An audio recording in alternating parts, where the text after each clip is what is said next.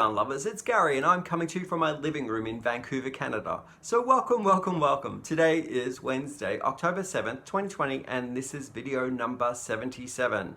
So I've got some things to showcase this week. I've got some finished objects, some works in progress, and some details and updates to catch you up on from previous podcasts as a skateboarder just goes by the outside of my building. So yeah, little life irks are gonna happen, some noises are gonna happen, so we just gotta roll with it, right? Because that's the type of crafty people we are. Have you ever dropped something down and forgot where you had placed the item? Well, it just happened to me. I spent 40 minutes looking for this phone that I record my videos on, and I had purposely put everything in chronological order that I'm going to be talking about in front of me, because in previous podcasts I've missed out on some things that I want to discuss and showcase, and at the end of it I'm like, oh well, I'll have to do it next time. So some orderly fashion and organization is in front of me right now, and my phone as well. So I went and had breakfast, I went and did some work on my computer, and I sat down to record, and it wasn't sitting in front of me where I perch it on a little stool on the coffee table, and I didn't know where it was. So I went looking for it, didn't I? I went back to the kitchen, I looked around, couldn't find it, opened the fridge, opened the microwave, sometimes I do that weird stuff, and then I went to my den where I've got my computer. I looked where I had it connected earlier to clear off the memory card, and it wasn't there. I also opened up some cupboards, and I had put on some, like this jumper here, and I thought maybe I'd put it down somewhere on a shelf when I was looking in the cupboard. So went through some pockets, couldn't find it anywhere. I resorted to the fact that I would be using my new phone and dealing with the whole conversion issue that I have to when I transfer it over to my computer. I thought, I've done it once or twice before, and it's laborsome. It takes a lot of time. So I thought, okay, I'll suck it up. I'll find the phone sooner or later, the old one that I normally use. Sat down to begin recording and shuffled some things in front of me. Lo and behold, there's the iPhone that I used to use, the older iPhone, and it was sitting underneath a pair of knitting needles. So here we are with my older technology that talks to my older computer. Gotta love modern technology. No, this is not a product placement for iPhones or Apple in general, but I do have all that product. It is kind of a frustration how they purposely upgrade their technology and make the older technologies redundant, so they don't talk to one another after a certain time frame. So I'm kind of like annoyed with them, but yeah, I guess what am I? I'm just one person who, you know, is considered to be a consumer, and this is their way of working the system. So anyway, enough of that. I didn't come here to talk about technology and my frustrations with it. I came to talk about what makes me happy, and that is knitting, crocheting, a little bit of hand dyeing of yarn, and my acquisitions that I purchase, so in store or online. So if you're new to this channel, those are the things that I talk about. And hello, my name's Gary, and I'm from Urban Yarn. I'm the host of Urban Yarn, I should say, and I hope that you'll enjoy the next little while. Sit back, grab a drink, and enjoy the content that I am going to talk about. If so, give me a thumbs up. Think about subscribing by hitting the subscribe button down below and joining my Fiber Friends. So to the Fiber Friends returning, welcome back. Great to see everyone. Let's jump into the podcast. The first finished project is housed in my Dabbling Hook scrap project bag, and I'm going to link the Dabbling Hooks Etsy store down below if you're looking for a wonderful project bag which is beautifully crafted. Rel is the creator of these wonderful project bags, and she has an Etsy store, and it's called the Dabbling Hook. So go and have a visit. I absolutely love it. Hi Rel, how you doing? So in that is a little cowl that I created a pattern to. Now I'm going to link the pattern tutorial down below. It is to a longer scarf, and the scarf is called the Festive Dragon Chevron Scarf. Now, appropriately, I'm going to call this one the Festive Dragon Chevron Cowl. So it is 15 inches across from end to end when it's folded in on itself and seamed together. It does have a beautiful way of connecting because it has a tail end and then a point that inserts into the tail end. So this is the seam here, and it follows the rhythm of the chevron, so it is blending a lot in the pattern as well. I'll just put it on for you. There we go. It's been washed and blocked, and it's a really nice drapey fabric that it makes. Now, this is a light 3 bordering slightly onto a 4, so a thicker light 3 or a light 4 yarn. And in the tutorial, I used 2 colored ball A and ball B, and I basically go through the way of blending them throughout the design. But this one is 50 grams of 2 balls in the same color. So you can actually use the pattern for if you don't have enough yarn to make the full length scarf. You can elect to make it as a cowl, and you only need 100 grams. So 250 balls of yarn is what I used. And this is the Just Wool. It is from hobium.com, which is an online wool store, or yarn store, I should say, not wool. It's an online yarn store from Turkey, and they sell their merchandise either in packs, or you can buy them singularly as well. If you buy them in packs, you get a little bit of a discount on each of the yarn when you buy them in bulk. So this one here is their Lamia collection, and it's 50 grams. Again, it is a light 3 or a lighter weight 4. I used a 5mm crochet hook to create this, and it is slightly, I wouldn't call it rough or rustic, and I wouldn't call it super soft. It is somewhere in between, but there's no itch to it at all. I feel fine without having anything else around my neck. Just the cowl is fine. So the comfort level is definitely there to use this yarn, and I'm not sure whether they have this yarn anymore, but yeah, let me know if anyone has surfed their website recently. But I had purchased this at the 40% discount that they had last year in November, October. They were closing their online international shop down for a little while, and then they re-emerged with all new products. So I'm not too sure whether this is one that they still honor and they still sell on their website to date. But that's what I used. Really nice finish, classic kind of color, very neutral. You can wear it with anything, and it's a nice, I guess, soft fabric in the end. The next thing that I have to showcase is a beanie that I have been playing with certain stitches, and this beanie is a knit beanie. It doesn't follow a pattern, it just uses a couple of stitches that I really love putting together in beanies. So here it is here. I use ribbing and herringbone stitch. That's the 2 stitches that I combined. So what is that? Maybe 1.5 inches to 2 inches of ribbing. Likewise with the herringbone, then back to ribbing, herringbone, and then closing off the hat with ribbing. So it's a heavier 4 weight, I'm going to say Aran weight, somewhere in between a 4 and a bulky 5. Not a bulky 5 for sure, but somewhere in between.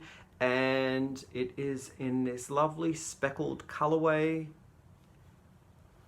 I use 2 types of needles, and I'm thinking about doing a tutorial on the stitch work so that people can see what you have to do to up your needle size so that your herringbone doesn't squish in and compact on the structure of the hat. So I used a 6 millimeter for the ribbing, and an 8, I think in this one I actually used a 10 millimeter ribbing for the, sorry, not the ribbing, a 10 millimeter for the herringbone, and then back to 8, back to 6, back to 10, and then closed with a 6. So I choose an 8-point bind off decrease. No, it's not a bind off, but 8-point decrease. So it looks like an 8-pointed star as it works its way into the center. Really, really love it. I'll just put it on for you so you can check it out. Had done this hat previously in another episode way back when, maybe in the 30, 40 kind of numbered videos, and I didn't like it that much because I felt that the herringbone was a little too tight, and I undid that or unraveled the make, and I reworked the hat again. So really, really nice, a little bubbly at the top, but if you pull it down, or if you want to scoot your rim up a bit and pull that down, it's got a few ways of wearing it. Or down, there we go. Yeah, really like that. And a pom-pom on that, if you're into that sort of stuff, will look really super cool. So yeah, the fabric that the wool that I used was from Ice Yarns, and sorry I can't give you the colorway name of this or the number because it's on the outer shell of the packs that they throw their skeins in, and I can tell you that it is Wool Melange. That's the brand, and they have several colors in this, and it is somewhere in between a 4 and a 5. So I'm going to call that Aran weight. And that's I paired that with a 6 millimeter knitting needle and a 10 millimeter knitting needle for the herringbone stitch. I loved it so much, I did it again. So here we go. I changed it up a bit. I actually used only one band of herringbone, and then I went into the ribbing all the way to the decrease, the 8-point decrease. Check it out. Look what the yarn did. The colorway kind of did a spiral. Super cool. So yeah, that's the hat that uses the herringbone and the ribbing. And this one again used the 6 millimeter, and I switched up the 10 millimeter to switch it out with a 8 millimeter to see what a tighter kind of smaller circumference needle would do, and I liked this one as well. And then back to the 6 millimeter to close the hat. The yarn that I used was Peyton's Uplands, and it is a bulky 5. On the label they are suggesting 6.5 millimeter knitting needles or a 6.5 millimeter crochet hook. So they are both, I believe they both have wool in them. Yes, 50 wool and 50 acrylic for this one.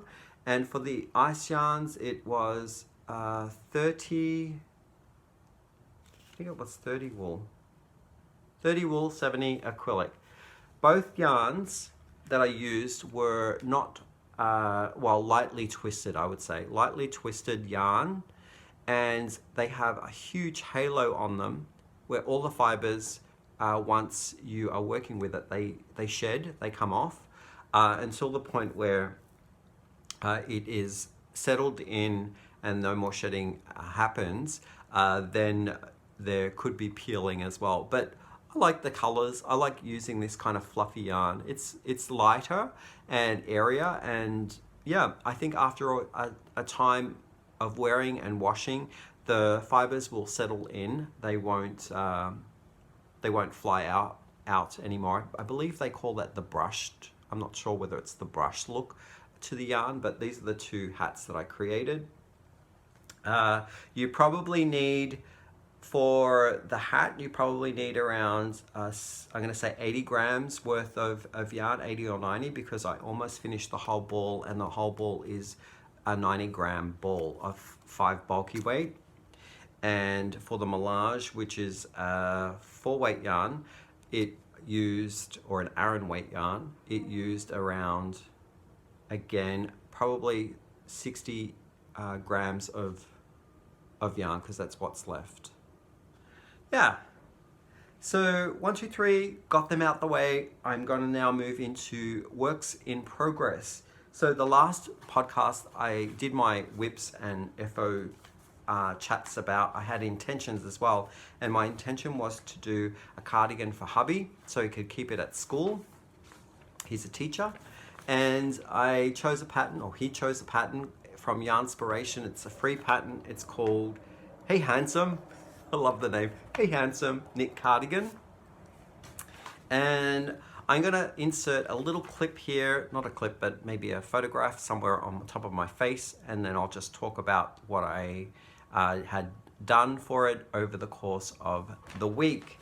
And it is looking at the swatch. So what we have here is a swatch that I created to catch gauge or see what I needed to do with the pattern for sizes of needles, or my choice of which sized garment that I was going to create with the pattern, because it does run from a extra small all the way up to 4x, 5x in sizes.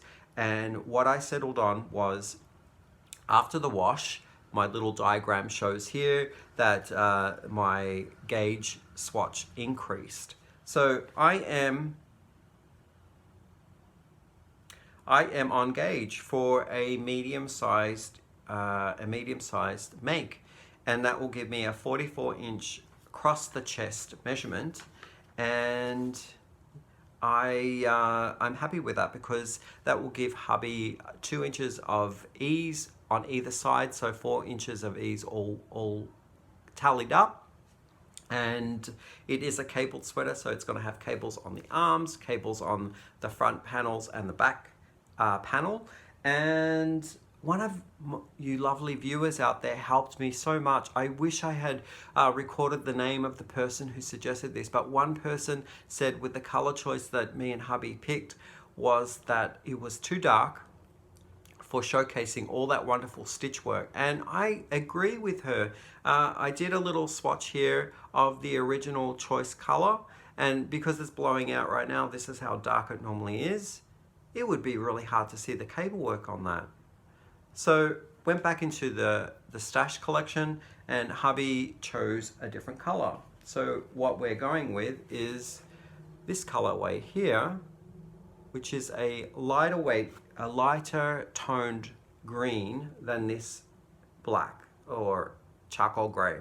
So I'm gonna see the color of the cable work in this green more so than I would in this charcoal gray. So thank you for that. I will also let you know what color that is. What color are you? Okay, here it is here. That's what it looks like in Hank. It's got really nice heathered gray, greens and speckles in there of different colors. So I see a little bit more of emeralds, some jade, and I see a little bit of even like a yellow base as well. And the color is called Fur Green, and it's from Briggs & Little Regal Collection, the same weight as the black swatch was done in. So I don't have to re-swatch because it's the same collection and weight of yarn, just a different color. And what I've done in it is my left panel ribbing. So my learn for the week in knitting was actually two things I'm going to showcase, was the twisted rib. So it knits through the back loop of the knit stitch, and it creates a little bit of a gap in between your ribs. So generally, if you don't do the back loop, it crunches up into a more tighter banding. So all of the columns of stitches tend to kind of like zigzag closer together. so you don't get to see the purl stitch in between. But this style of twisted stitch creates more pushing out of the ribbing so that you get to see the purl in between. So I like that because that means that your garment, when you're wearing it, isn't going to be doing like this where the band is. So it's not going to have that puckering. It's going to be more of a straight edge. When I go into the basic stockinette, it's going to have like not much of a drawing in. So really like the color. Hubby likes it as well. The cables will come out really nice in this green base, I think. Now, the other thing that I've started, and this is also a knit, and it's going to be a learn for me to share with you, and I'm really excited about that, is I've learned how to brioche. Can you believe that? 2-color brioche. So this side is lighter jeans washy blue, and the other side is a darker blue.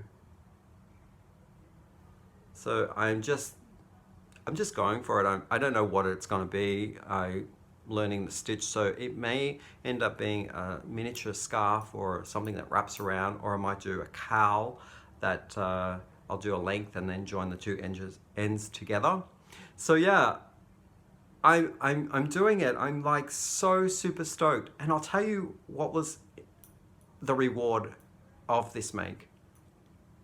I painstakingly went through so many tutorials in the course of a couple of months, and then sort of gave up because nothing was gelling with me.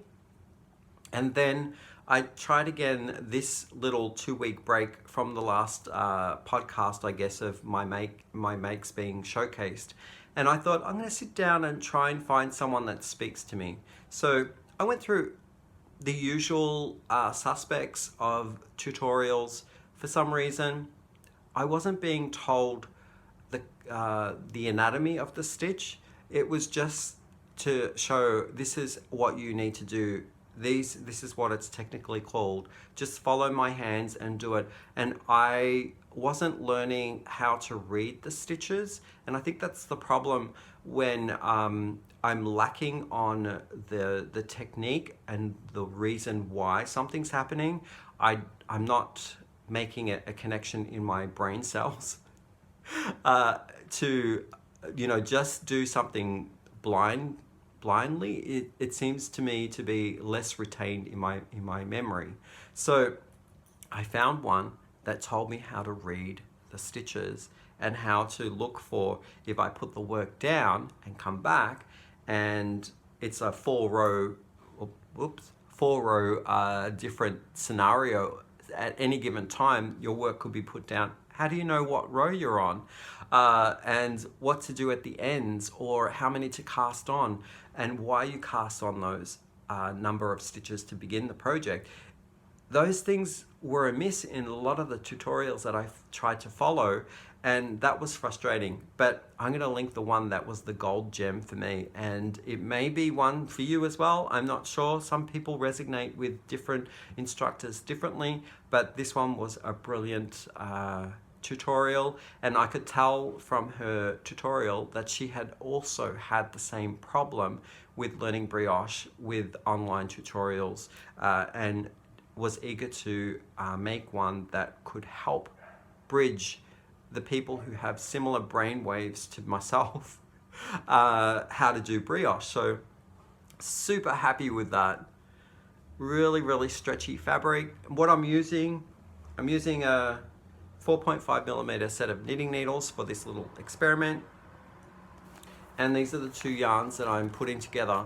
So one is the Loops and Threads Impeccable, and it's in that jeans washi colorway, and it's called Indigo. And this one here is a Lion brand, and it's called Jeans.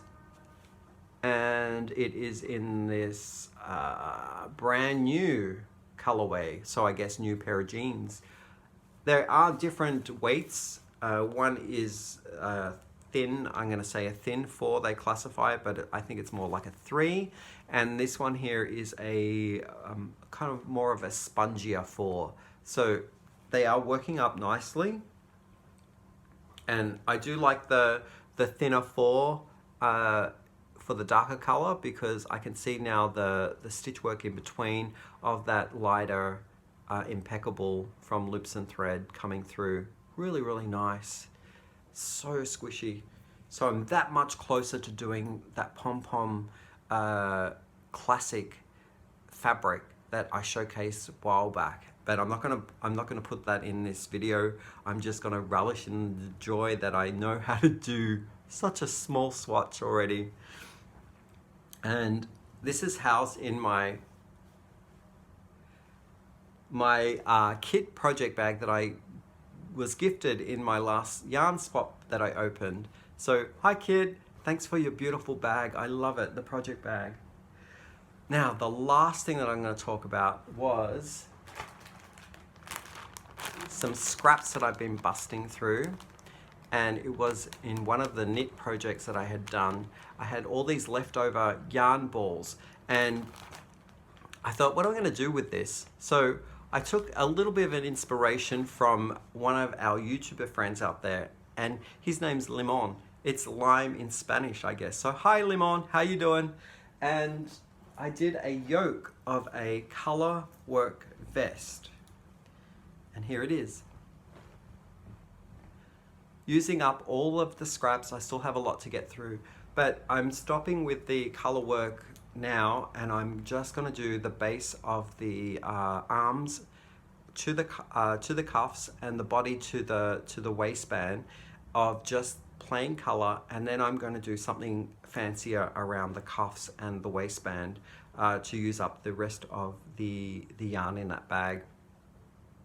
What do you think? I'm joining a couple of things that I really, really love together. So I'm doing a knitted rib collar with a, what is it called? I-cord bind off. And I went and did the color work in crochet, single crochet. And then I'm going back to knitting now to do the body. And I'm doing a larger rib, 8 knit and 1 purl ribbing. And in the ribbing, I'm slipping stitches with the color yarn. So I don't know whether you can see that, but this is how it looks here.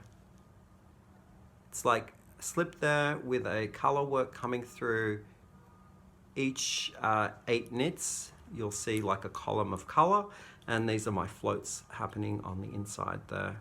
So what I'm going to do is I'm going to stop the camera. I'm going to put it on. Because I'm wearing a knit already, I'm going to have to take this off, and I'll wear it so that you can see how it fits. So here it is. I've slipped into the yoke. What do you think? It's colorful. I love it's tactile. I love the texture of it. It is a single crochet and a single crochet, a chain, a single crochet, and then when you come across the next row, it is single crochet in the chain below, and then chain 1, single crochet into the chain below. So I don't know what that stitch is called, but I really, really like the texture of it. It's very tactile. This yarn that I'm using and busting through is cotton silk blend yarn, and I really feel that it is not itchy at all. So I don't need to have undergarment underneath when I wear it, but I have a blue undershirt right now. And I used a 5mm crochet hook, and for the knitted part here I used a 4.5mm set of knitting needles, and it has a half collar, what do they call that, a polo collar? No, it's not a polo, it's a turtleneck. So it's a half turtleneck with a fat chunky bind off I-cord, which I love. It really makes a statement on where the garment finishes. So very thick and bulky I-cord bind off there. So yeah, I'm knitting the body as I mentioned and the sleeves, so it will take me some time, and it's where the eye will rest because I'm choosing one color with just the 2 slip, well it's not 2, but slip stitch every so often throughout that fabric. And yeah, I'm really enjoying it. So thanks Limon for the inspiration on doing a crocheted yoke. I love it, love it, love it. It's busting through my stash as well, so that's even an added bonus. So looking right around now at what I have in front of me, I've covered everything. I'm just going to do a little bit of a tally of past conversations that I've had in previous videos. So let's jump into tying up those loose ends. My last podcast, I did talk about mystery bags, and I did talk about giving away some mystery bags. So the results are in. I read all of your amazing comments, and I got so many of them too. Holy smokes. I think the last look that I had 900 comments, and I read through all of them, and I took the tally of the first 200. The second day that I went back in to do the tally, there were already 500 plus comments. So I read through and tallied the first section up to the 200 mark, and then I went through and I read the rest of the, I guess, what's that, 700 comments, and there is a clear, defined winning answer to the question that I posed, and that is to keep the yarn a mystery. So this is the results of the first 200. I have this part here and this part here, and these are keep it a mystery, and this is the side of show the yarn before I guess the competition ends, so that people can choose to elect to join the competition or not. There were some other concerns out there for reasons why people were wanting to see the yarn, and I agree with some of the concerns. So what I'm going to do here is address some of the concerns. A few people have allergies to wool or animal fibers like alpaca or, I don't know, mohair. So I went and checked what the mystery bags were, and I looked at the labels for the content. They're all man-made synthetics. That's including polyester, that's including acrylic, and there is cotton and I believe plant-based fibers, like maybe there's some rayon in there, I'm not too sure, but no animal products. So no allergies unless you have allergies to synthetics, or if you have allergies to cotton, then this may not be the I guess the mystery giveaway to join. But yeah, really happy that people voiced that, and I double checked that I can assure you there are no animal fibers in the mystery bags. So yeah, that was one thing. Another thing that I found an overwhelming response to was that could I do a photograph or do a video and release the photograph or video later down the way when the winner has won the contents of the prize. And I thought that was an amazing idea. I've captured one here that that speaks volumes on all the concerns and all of the I want to see kind of thing. So Yummy Unicorn Ninja wrote, I think you should film the other two bags, but don't upload them until the other winner receives the yarn. This is because only one person will win, but we all want to see. I think that's a brilliant idea. So there is one more thing that I want to add to I guess a question that I had, not a question, but I was reading a label from a past opening on some wool-free sock yarn, and it used a fiber that they described as PBT. So a couple of wonderful viewers out there took the time to research, and they messaged me to say what it was, and it is a very interesting word, or bunch of two words. I'm going to put it on the screen here. I'm not going to try to pronounce it because it is a weird, I guess, concoction of letters. So here is a sample. Polyethylene terephthalate. Polyethylene terephthalate.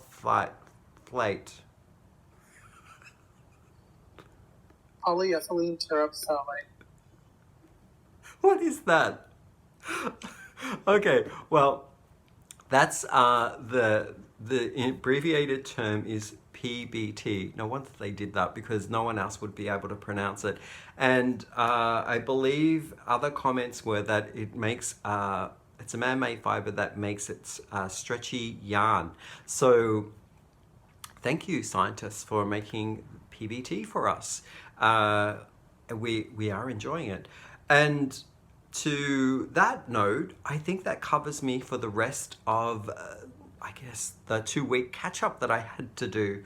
It's been a joy. I hope that you've stuck it out this far, and I look forward to making the next video. Have a great week, great weekend, and to all my Canadian friends out there, please have a great Thanksgiving.